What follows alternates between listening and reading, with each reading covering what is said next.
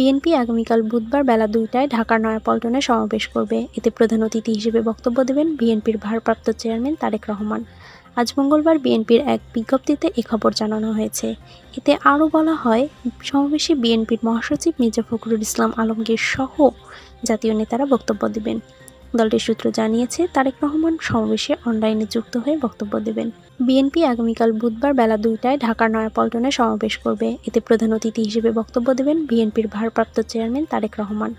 আজ মঙ্গলবার বিএনপির এক বিজ্ঞপ্তিতে এ খবর জানানো হয়েছে। এতে আরও বলা হয়, সমাবেশে বিএনপির মহাসচিব মির্জা ফখরুল ইসলাম আলমগীর সহ জাতীয় নেতারা বক্তব্য দেবেন। দলটির সূত্র জানিয়েছে, তারেক রহমান সমাবেশে অনলাইনে যুক্ত হয়ে বক্তব্য দেবেন। বিএনপি আগামীকাল বুধবার বেলা ২টায় ঢাকার নয়াপল্টনে সমাবেশ করবে। এতে প্রধান অতিথি হিসেবে বক্তব্য দেবেন বিএনপির ভারপ্রাপ্ত চেয়ারম্যান তারেক রহমান।